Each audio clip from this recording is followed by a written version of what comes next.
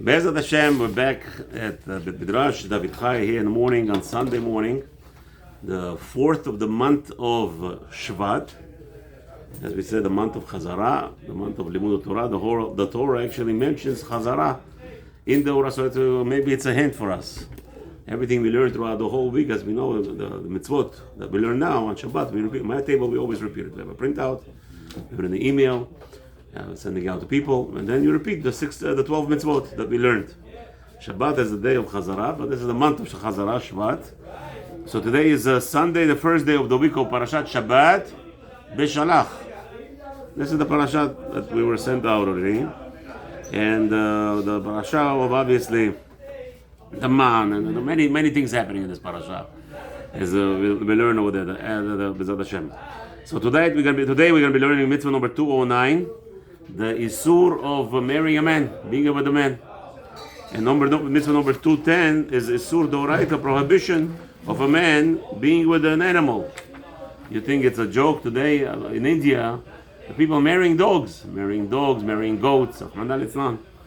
Things are very, very strange, but again, the strange is understandable.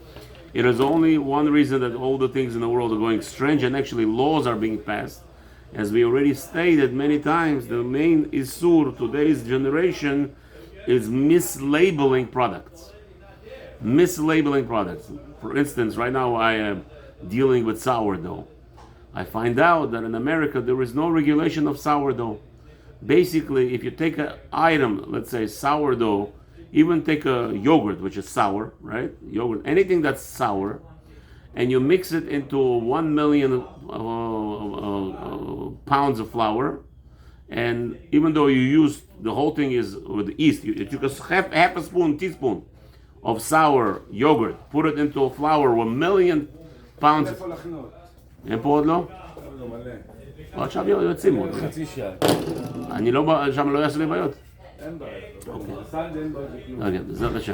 So what happened is, this is the law. The law is, as long as you have anything sour in the dough, you could use 1 million pounds of yeast, which is poison. The yeast was created, people don't understand, that before 1940s, there was almost impossible to find cancer cases. Yeast was designed by Rahman al-Litzan, a German scientist, for one purpose and one purpose only. The purpose was that we're going to poison the population. It's a population control. That we're going to poison the populace, and we're going to introduce them to a new item called yeast. It's a shortcut to blow up your flour, to make it edible. Meaning, people think today science, as Rabbi Victor used to say, these guys are projecting to make all kinds of great things. They can't even mimic one little leaf from a tree. One leaf has about billion highways. You know that? Oh, one leaf, one green leaf you take off the tree has over billion highways. If you really scan into it, if you mamash zoom into the leaf, you have billion different roads over there. And Hashem somehow makes sure the leaf on a 350 feet from the ground who gets water. It doesn't get rainwater when Hashem sends rain and that leaf gets nutrition. No, the water has to go down to the floor in the ground, and it has to go up. So this scientist have till today did not figure out how to make a leaf. They can't make a leaf. They don't understand it. The chokhmah. They're coming over here now. They're making up all different kind of garbage. Today they're making already fake meat. It's not fake. They take a germ of a flesh, and they take a cell and they build it, and it becomes a and it's much safer, and they sell you the whole world. It's called GMO, genetically modified organisms. Anything the science do is one purpose and one purpose only: to harm, and obviously to depopulate. There's too many people according to their minds, which it doesn't make sense. The whole thing is a fraud. Yeast is a fraud. Yeast is a fraud. And everything they come up with, it's all about cut down the shortcuts. A Jew has to know that you cannot deal with anything that has any style of fraud. For instance, my wife says to me, Abraham, Baruch Hashem, maybe you sell etrogim. Sell etrogim for Pesukot. Chas v'shalom to sell etrogim. Unless you're 1,000% certain. And etrog. The chokhmah of the etrog. So now this year I decided we're going to sell from now on etrogim. Which one? Because in reality, there is only one etrog that's 100% guaranteed to be 1,000,000% guaranteed, cannot have any mixture, and that's only etrogim that are big. The Yemenite etrogim that are large, the truth of the matter is it cannot be mixed with anything. If it's mixed, it cannot grow. That's the rules. So now you want me to sell. So I always shy away from things that are questionable. If it's questionable to sell, what are you doing? What are you selling? How can you be an honest person? Everything the Jew does, whatever comes out of his mouth, his mind, his eyes, has to be 100%. Otherwise, what are we playing games? Somebody one time Rosh Yeshiva asked me, Avram, you have a base medrash. Why don't you be the Rav? Why are you hiring Rabbanim outside? I said, I don't trust myself. Bottom line, I don't trust myself. How do I know what we're now? You have to be a perfect person. At least the other person looks like a good person. All right. Anyway, so let's get back to Arinyan. So mitzvah number 209, the prohibition today is out of this world. Marrying your animals, marrying today, mishkav zachar. Shelo lavo ala zacharim. It says in the Torah specifically, a man cannot be with another man. Zachar lo tishkav, as it says, a man should not have relations with a man. Mishkavei isha, like he would with a woman. To'eva, it is the most despised behavior that a person could behave in. Okay, and today, by the way, you will notice that we will learn right now that the punishment for such a sin is stoning, just like Mechalel Shabbat. So one of the elements is going to be those people that play around. They will be either hit by a car or they'll fall off a building. Whatever it is, Hashem will not let it go for nothing. The end result, there will be a punishment. V'katav Rambam Zichrono Libracha, even though Beit Din today does not have the power, but Hashem has different ways. The Rambam writes the same thing, the following: prohibition is also repeated in another place, as Rambam. Diktiv lo yeh kadesh b'bnei Israel. More than that, the Rambam says, besides a prostitute of a woman is prohibited, there is a prostitution of men is prohibited. A man cannot go around and satisfy a woman and say that's his business. That's explicitly stated in the Torah. That's what's his name? That's also prostitution on the man's side. Nireh ki lo yiskim Harab Zichrono Libracha bekan im zeh v'sheitargem Unklus. It looks like Rambam is not in tune with Unklus' translation on this pasuk. Shetirgem velo isav gavra mibnei Israel iteta ama. He says over here there's more than that. A Jewish man should not be with a maidservant. Pirush shifcha k'na'anit. A Jew should never, chas v'shalom, insert his sperm into a goya or a shifcha k'na'anit, anything that says the person. Ela dato de lo yeh kadesh lo yavo rak letosufot le'avinu mishkav zachor. So Rambam over there where it says don't be the business of prostitution is getting involved with other women, right? And specifically over there, Tunkel says it's talking about specifically that there's additional prohibition of being with goya, meaning asur. We're not allowed to marry into the goya, what's his name? Literally, the Torah tells us you cannot marry a goya because she will take away your son. That's how we know, by the way. There's nothing in the Torah that says if you marry goya, your child will be goy. So how do we know? We learn out from the pasuk over there that if you have a relationship with a goya, and she will take away your son. From there, Rabbi has a learning. What does that mean? She will take away your son, meaning your children will not be Jews from her. That's the limud, okay? Because today there is a lot of individuals out of blue that coming up with the idea. Well, the father is Jewish. It's Jewish because the whole Torah looks like it goes by the father. Take a look, right? The Torah does not concentrate who the mother is. In reality, it's true. Before Matan Torah, the world was in the mode of building. As we already pointed out last week, you were allowed to marry your aunt. You were allowed to not just marry your aunt, you were allowed to marry your sister. The only prohibition was in the first 2,000 years, you were not allowed to marry your mother. And the father cannot marry daughter. But everything else was mutar. Brothers and sisters. How else did we build? The Shvatim. How do you think 12 Shvatim built the Jewish nation? The whole nation was built from brother and sister. The whole nation. The brothers married twins that were born with them. That was the whole concept, right? Leah's children, 6, had each one had 2 twins. And those 2 twins married each brother from the other side. And their 2 twins, how do we know that? From Yehuda. Why does Yehuda have to go marry somebody else? Because the brothers decided to punish him. They decided to punish Yehuda, as Rashi says, and they told him that because you suggested such a horrible thing against our father, go marry somebody else. And you see the end result. The end result is Yehuda went ahead and married Goya, which he converted. Obviously, he was an Av Beit Din. He converted his wife, and she was much Jewish and everything. But look at the outcome. As the Torah says, the biggest suffering that the people have is that the Geirim, that are not Kshirim. So today, if anybody asks me, listen, we love Gerim, and it's a great thing that the Ger is a mitzvah. The Torah commends us to love Gerim, but I don't have to have my children marry Gerim. Elohim can. You could put restrictions. Which restriction? Very simple. Like the Syrian community made a restriction, and it's a bit widely abused, very wrong. The whole point of Syrian community is to make right Gerim. So which is the right Gerim? They hold if there is a Gerut from Eretz Israel, from Yerushalayim, a Beit Din in Yerushalayim could make Gerim, and those are good Gerim. And those are mitzvah to marry of your children too. And those, so that's it. So you're allowed to say, listen, we love you as a ger, but I don't want to give you my daughter unless you're a ger from Yerushalayim Beit Din. That's it. So we'll see here that was the whole concept. The Chachamim tell us it's not what's his name? It's not a light subject. But today you could. I'm looking in the street today. Ladies are dressed half naked, and you find out she was a gior. Well, what's the point? I don't understand. What kind of gerut is this? Okay, good. So she may be Jewish. I'm not going to downplay that she's her Jewishness, but to behave in a matter of the most improper, which is the immorality, going around naked lady and dressing man, looking at her, private parts. That's wrong. That's wrong. Regardless who you are. כמו שיש כמה אזהרות בתורה כפולות במילות שונות.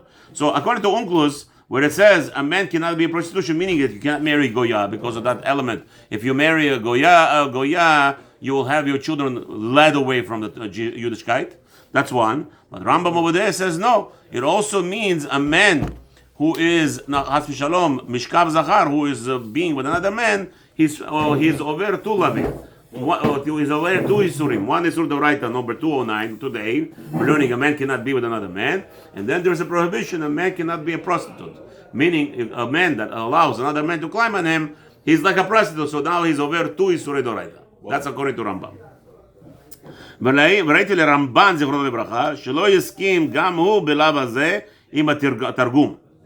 Says Ramban, he didn't agree with the Nachmanides. He says, I don't agree with Targum's explanation on the Pasuk. Targum says over there, when a man cannot be a prostitute, it means he cannot sleep with the Goyot. So the Rambam says, no. אבל יאמר כי לאו דלא יהיה קדש, יבוא להזהיר שלא נניח להיות בינינו עם הקדוש קדש, והוא האיש המזומן להיות נשכב מן הזכרים, כי ידוע מהם בארצות הישמעאלים עד היום. Says so says Ramban over there explains that a Kadesh, like Rambam, that in the Arab countries, they love this element of being men with men. It's a normal thing by them. It's a mamash normal thing. Yes, by Arabs, it's a normal thing. Remember, the Gemara says that 10 elements of desire for intercourse came down to this world. Meaning, let's say, translated to the English. Let's say 10 pounds of desire of intercourse come down to the world. The Gemara says over there, 9 was taken by the Arabs, Muslims, and 1 by the whole world. So if we, the Jews, have a very great desire, because where did Esav, by the way? Esav is not Muslim. Esav is Christianity, right? But where did Christianity hit us? Where did Esav hit Yaakov? In the private place, in the organ. That was the reason to make sure that we defile, and the Jews will be busy with prostitution and all these things. By the way, unfortunately, that's till today is a very prevalent business in some communities, the prostitution, and the Jews are very much led into it. So can you imagine if a Jew and anybody, and we ourselves have so much desire for Chas v'Shalom, illicit things, and the things that we have such a big draw for it, right? Imagine an Arab who has 9 times that. Whatever we have, it's 9 times by them. What's the reason for that? HaKadosh Baruch Hu, they chose it. Hashem said, this world, this is it. So the element was, you take it. You grab what you can. Right? You grab what you can. So the whole world took that, and the rest of that. So the Arabs took 9. Like a woman. A woman How many times your wife drives you nuts? It's not her fault. The Gemara says in the same Gemara says over there that 10 pounds, not pounds, whatever, 10 midot, 10 measurements of speech came down to this world. 9 was taken by women. And 1 by men. Respectful. Right? Men don't want to talk. My wife yesterday, she's talking, and she could repeat the same sentence. I hear her repeating 5-6 times. And I'm saying, I'm sorry, Mommy. I just heard you say that like 5 minutes ago you said it, and then about a minute ago you said it, and 2 minutes ago you said it, and like she doesn't even notice that in the same sentence. It's just it just comes out. They don't know why. It's not their fault. It's not their fault. Same thing with Muslims. It's not their fault. That's what their, I guess, forefathers chose. That's it. Khalas. So the people are surprised. The videos, the imam, the rabbis are sleeping with boys, with men, and the whole stuff. By Arab countries around Israel, they have this. It's a known fact. The boys are being exposed to it at early age. But they have a death penalty for that, no? In some Arab countries. Publicly in the whole Zach, just to what's the name? Again, the point is that they have a desire, right? So if you're just that, you have a problem. Because we'll see right now, the whole point over there, that HaKadosh Baruch Hu doesn't want you to be with somebody that you cannot have children with.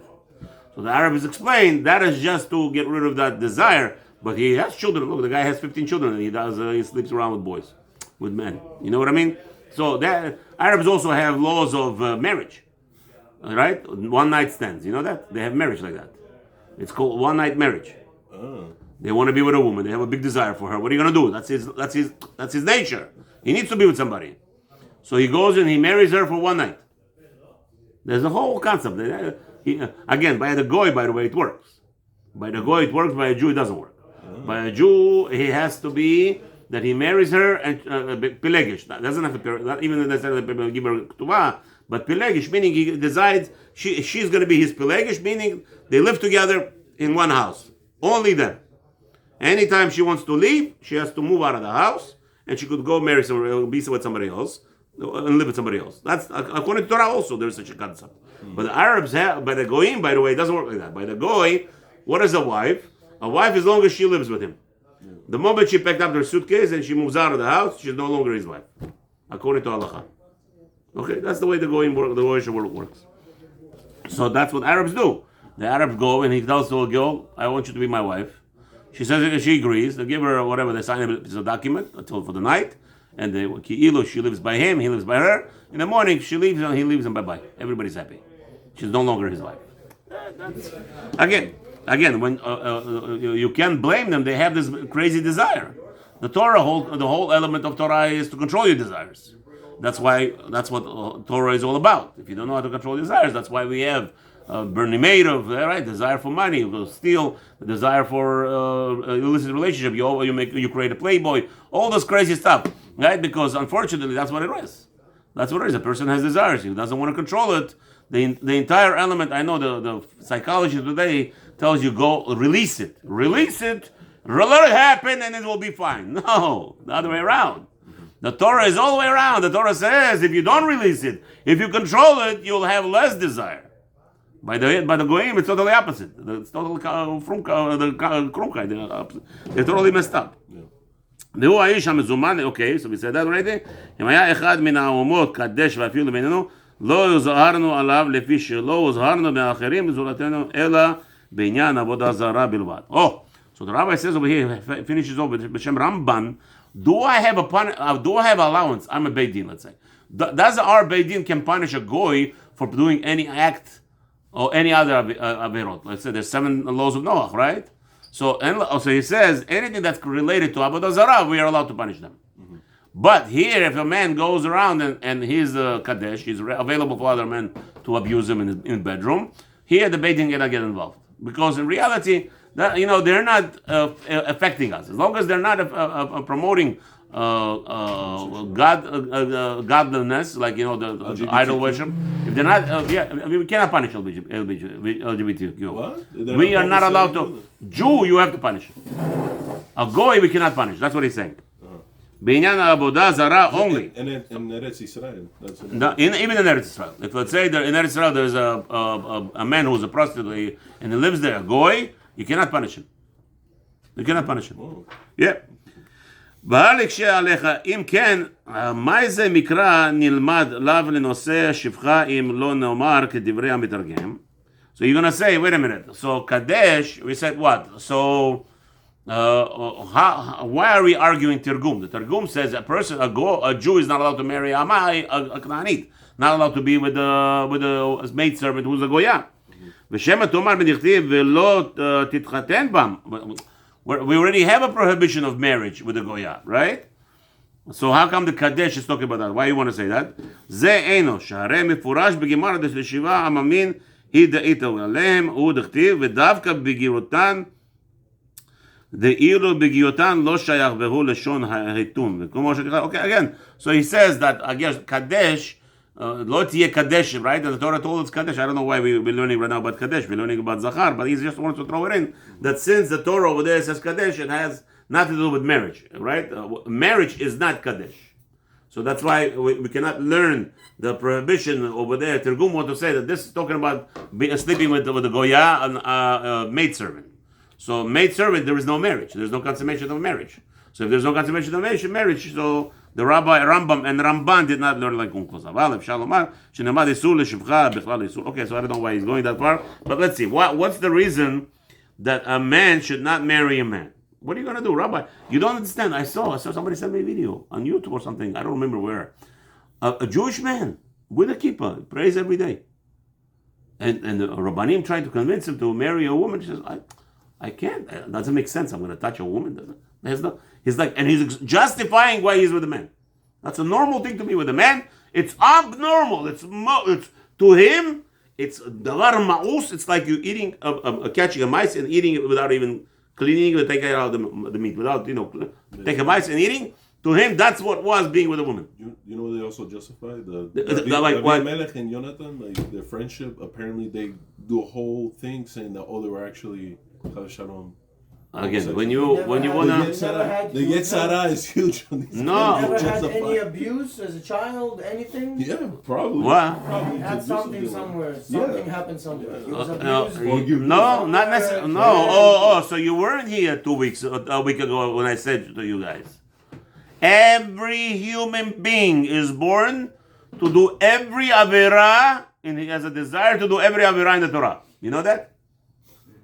The fact that Baruch Hashem, you're sitting over here and you're thinking that he was raped, nothing to do with rape. Nothing to do with rape. It's a desire. What's the reason we're not going around and catching every shiks on the street? Because Baruch Hashem, we're learning people. Once you're learning with something, you have a control over it. So we learned, Baruch Hashem, that being with a man it's against Torah, and therefore you're not.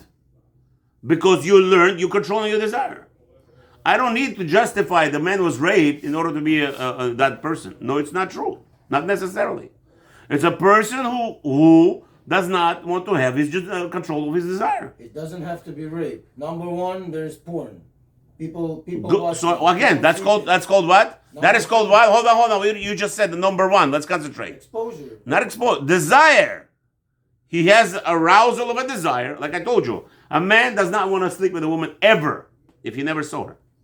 If he doesn't know what a woman is, he never wants to be with a woman. There's no desire. It's not naturally in our body, in our neshama. It's not there unless you're exposed to it.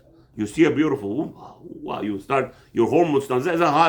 But by man, there is no such thing. You have an instinct. No, only if you are exposed. By man, by woman it's differently. By woman automatically, when she turns bas mitzvah, 12 years old, right away. That's why Kohen is not allowed to marry a woman over 12. Kohen Gadol, yeah. When you get old enough, there's an instinct. Yeah. To desire intercourse. Well, it's not. You know how I know it's not to be true? Because Hashem commands you to do it. Hashem will not command you to do something where that's a mitzvah aseh, by the way. What is mitzvah aseh? What's the difference between lo ta'aseh and mitzvah aseh? Lo ta'aseh is to hold you back from something that you could be doing that will harm you, right? Mitzvah aseh is Hashem. For Hashem, it's much more difficult to command us to do something than to tell us not to do something, right? Because not to do something, it's Shev v'al ta'aseh adif, meaning I'm emotionless. I'm just sitting. I'm not doing anything. So since you're emotionless, doing nothing, so Hashem says, don't light fire on Shabbat. Anyway, you're not doing anything. Anyway, you're not doing anything. You're not doing anything. So Hashem comes and tells you, continue doing nothing. But that's why mitzvot aseh are less than lo ta'aseh. How many there's lo ta'aseh? Prohibitions? 365. HaKadosh Baruch Hu is all about mercy. He's all about gentleness, careness. So how many there are commandments actually? 248. 117 less than prohibitions. So HaKadosh Baruch Hu is not that God that imposes on you things. He's actually there to guide you what is best for you. So he comes and he tells you, one of the mitzvah, by the way, go and be with your woman. Because in reality, you don't want to be with your woman. Because remember, you have a back mind. You know the knowledge. Every time you're with your wife, you're going to die. Every time you have intercourse, you come closer to your death. So Hashem comes and commands you to do it. Because why? Because A, that knowledge, and B, in reality, the only time that you have a desire if you continue exposing yourself. You're right. If a person is constantly exposed to illicit, movies and all those things, so he has full desire because there is arousal. But if there is no arousal, I promise you. Rabbi, 150 years ago there was no movies. Okay, there was theater. What did you say just now? 150 years ago. And therefore what? There was theater. That's right. So let me tell you what the Gemara says. The Gemara says that everybody, the Tanaim had a big difficulty right away with this also.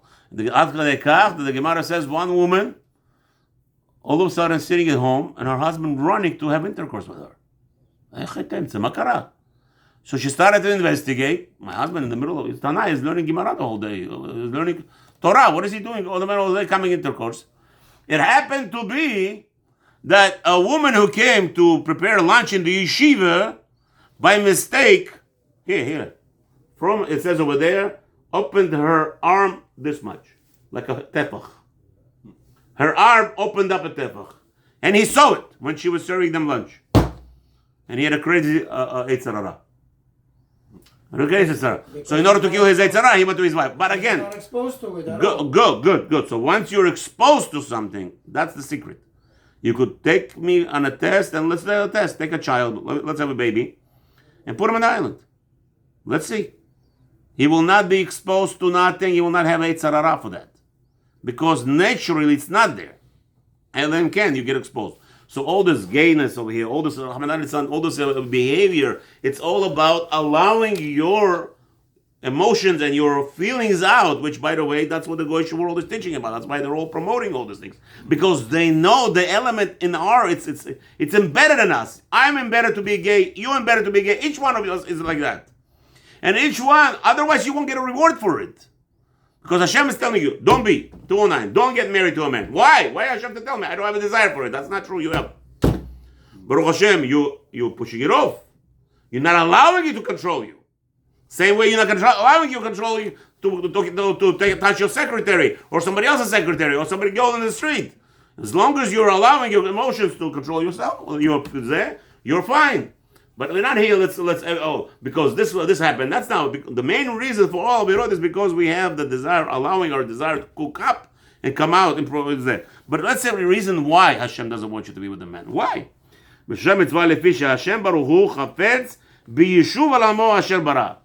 Right now, it's amazing. Those guys who are coming up with this thing. I'm sure you saw it on WhatsApp, right?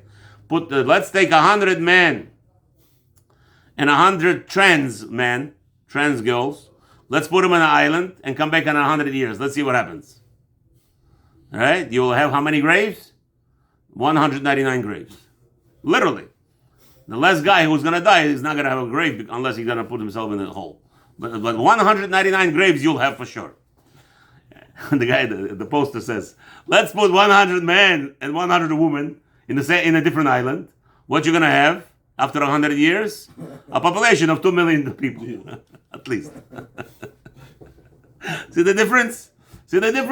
And that's what Hashem created in this world. Hashem wants the continuation of this world. He wants more and more and more and more children. Unlike the Goyim today, and promoting less children, less people, there's no food enough, all the balonies in the world, the whole fakeness in the world. There's plenty of food. Hashem has food for what is it, a 20-ton elephant. For you, he doesn't have food. Come on.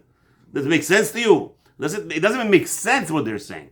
But they're brainwashing everybody, watching movies. AI is gonna. And the elephant doesn't even eat animals. That's right. Animal eats grass. Can you imagine that? It's a belly. I'm looking at this. I promote watching National Geographics about animals, not about tribes, the nakedness, and all this garbage. You go to the National Geographics and you watch about a lion, and you watch about a rhino, how he eats just grass. Look at those huge monsters. Just grass. Right? We eat protein and schmotin and meat and bekoshi we got a Yivan. Okay, 6 foot. What are they? Sometimes you hear those Yivan guys. You know what I'm talking about? Those guys. Okay, how much already meat he eats? So he eats about 20 pounds a day. I don't know what he eats, but I'm saying. He's the football player, the MVP. What's his name? Okay, no. How much does he eat already? The pretty boy. No. Yeah. He's vegan. He's vegan. He doesn't eat. And he's a giant. He's like an elephant. He's like 6.5 feet tall. How many pounds? He's a big guy. At least Right. at least his weight is two. So Hashem does not have enough for us. Hashem What's has his everything. name? Whatever. You're not talking what do you about call him, Emmett Smith. What are you talking about? That's the only guy I remember from there. No, now is the Jewish guy, Edelman. The one before Edelman. Holmes? No? The tall guy. Okay. Anyway, so that's what Hashem wants. The purpose is the creation of this world was to procreate, to continue creating more and more generations. So if a man goes around and being with what's his name, with a male. Or mitzvah number 210, being with being with an animal. Same concept, same problem. Problem is, animal will not give birth from you, no matter what you try. Somebody said once released in conspiracy theorists. There are actually that the scientists took sperm of a male. Promoting just now sourdough and whole wheat. Right, 20 minutes. whole wheat is actually against the Gemara. The Gemara says whoever eats whole wheat, I'm going to bring it to you, that he becomes poor. It's a curse. It's a curse to eat whole wheat, by the way. Yeah. There's a Gemara that's against it today. They're promoting that also. Anyway, again, you see these guys, they're promoting everything that's negative. But now everybody's already past whole wheat. Now everything is about sourdough. That's enough. Going back to the Shorashim. Whole wheat is already... Go back to Shorashim. No, go back to Shorashim. Yeah. Before 1930s, the world didn't know what East was. Everybody just ate sourdough, and everybody was healthy and skinny and schminny, and everybody with no cancers, no schmencers. It was a whole design, but was designed Until I by. came to this country, we ate sourdough every day. Yeah. All the bread was moist and sticky. Yeah. And Okay. Anyway, let's continue here. 210 mitzvah of being with an animal. Same prohibition.